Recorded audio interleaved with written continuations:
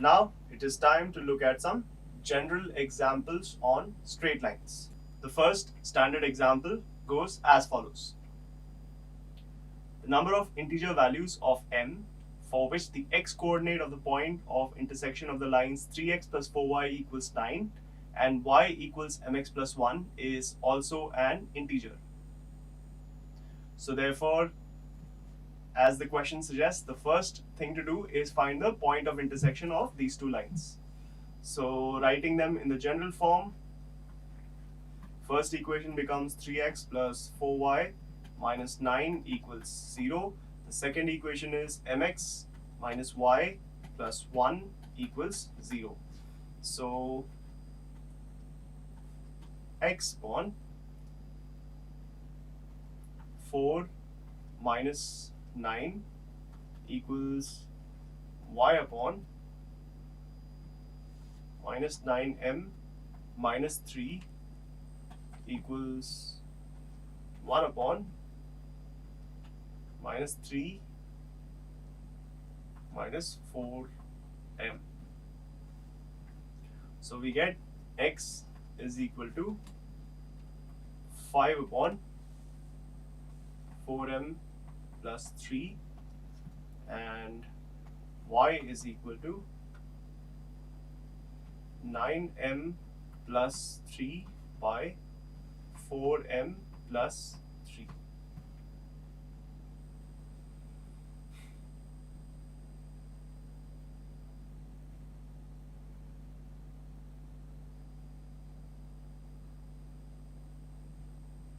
It's given that x coordinate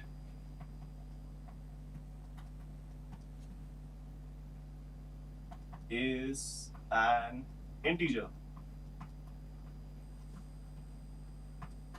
and corresponding to this integer we have to find the values of m. Now x coordinate is obtained as a fraction here, 5 by 4m plus 3. Therefore 4m plus 3. Now in order for 5 upon 4m plus 3 to be an integer, 4m plus 3 cannot be any other number except the divisors of 5. What are the divisors of 5? 1, 5. We can have minus 1 as well because 5 upon minus 1 is also an integer, and minus 5 because 5 upon minus 5 is also an integer. You cannot have 0, you cannot have any other integer or real number for that matter. So therefore 4m plus 3 can be minus 1, plus 1, minus 5 and plus 5. So this gives us values of m as minus 1 corresponding to 4m plus 3 is equal to minus 1. Similarly, for 4m plus 3 is equal to plus 1, we get minus half, which is not an integer. And then we get, corresponding to minus 5, we get m is equal to minus 2. And corresponding to plus 5, we get m is equal to 1 upon 2. So therefore, only m is equal to minus 1 and minus 2 are integer values.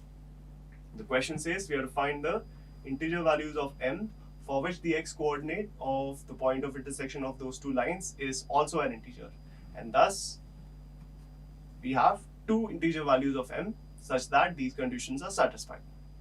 So option A is the correct answer to this question. The next question is somewhat similar to the previous question, only slightly simpler. The lines p times p square plus 1 x minus y plus q equals 0 and p square plus 1 the whole square x plus p square plus 1 y plus 2q equals 0 are perpendicular to a common line for what values of p? No value, exactly one value, exactly two values, or maybe more than two values. So what we have to do is again read the question. Equations of two lines are given and they are both perpendicular to a common line. So that's an indirect way of saying that the two lines are parallel to each other, because when two lines are perpendicular to the same line, then they are parallel to each other, right? So therefore, we write that first.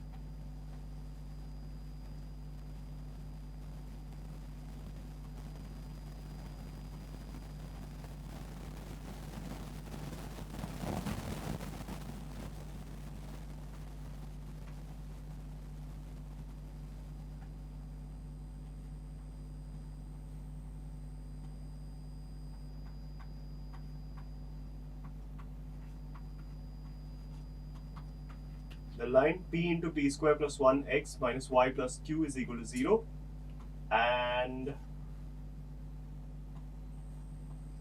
p square plus 1 the whole square x plus p square plus 1 y plus 2q is equal to 0 are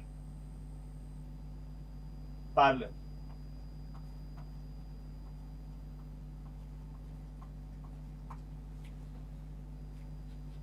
Putting both these in the slope-intercept form, we get the slope of the first line as p into p square plus 1, and the slope of the second line as minus of p square plus 1 the whole square divided by p square plus 1.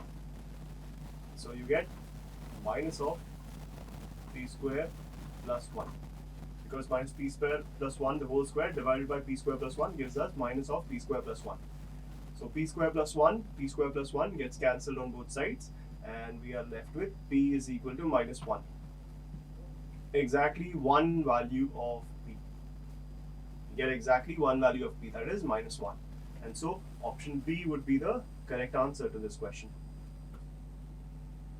So it's a simple question based on one simple geometrical fact, that if you have two or more lines which are all perpendicular to the same line, then they are parallel to each other. And then we just equate the slopes and solve for the value of p, and we get the value of p as 1 here. So therefore, we get one value of p for which this condition is valid. So option B is the correct answer to this question.